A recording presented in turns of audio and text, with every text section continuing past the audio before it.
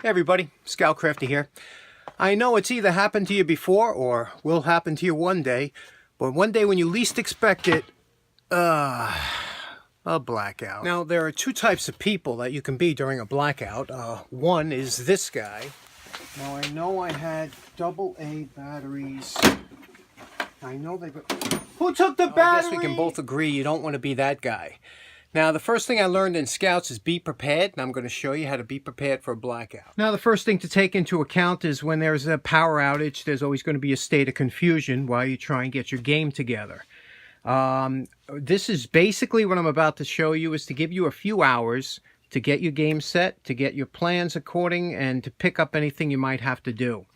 Right here, what we have, you know, these batteries, these are 12-volt batteries. They used to be used a lot in alarms and different household applications. We used to use them for radio control boats and planes.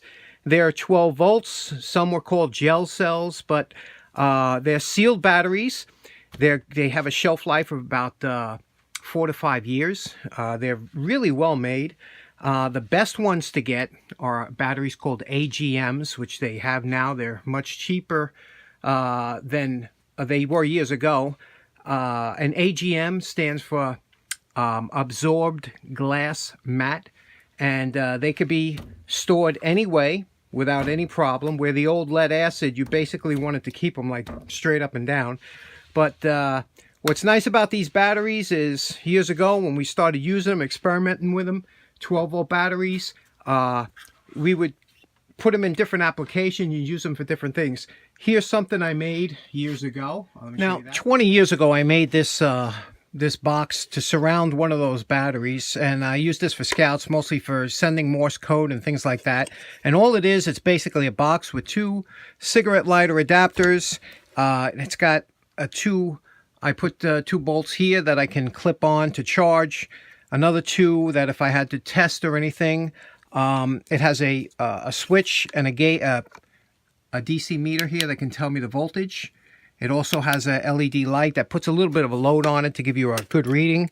And if you open it up, you could see in here, it's nothing more than just a battery with the wiring and things like that. And this is a perfect example of something that you could put together real quickly and have this around. I've used this, like I said, for 20 years, just changing out the batteries every few years. Later on, this has an AGM battery in it now. Later on, I made this unit here. This unit is a kind of an advanced unit, but an easy one to make because I didn't have to make the box. I just used a Plano sealed box. Again, this one has 4 cigarette lighter plugs. Again, a 12-volt gauge on it with a button. This one has a light in it that also puts the load onto the battery to test.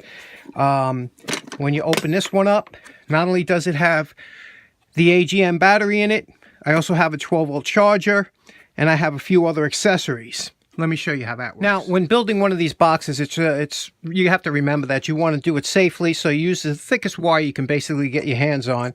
I have it fused here, and I use regular automotive fuses. That's just in case you short it out or something. In here, as part of the accessories, I have a small 12-volt inverter, which inverts 12 volts to 110. And we'll show you how this works in a minute. And I have a couple lights that can go in. The beauty of this, the way this box is designed, is that cigarette lighter plugs have a whole bunch of accessories that you can put in and use off. So if you have a blackout, the initial first couple hours, you can get lighting going, which I'm going to show you, or you can plug in cell phones and things like that. And depending on how many people, you can always get the auto adapters and plug in 3 or 4 different cell phones or whatever. The good thing about this is an 8 ampere hour battery that'll charge a dozen cell phones like a dozen times. So it's really very good to have. Let me show you the lighting aspect. Now, in a separate box, I have some of the accessories that I just keep in here in case of an emergency. I have a couple of inexpensive extension cords. I have a flashlight in here just in case, but here's the main thing that I want to show. This is really great.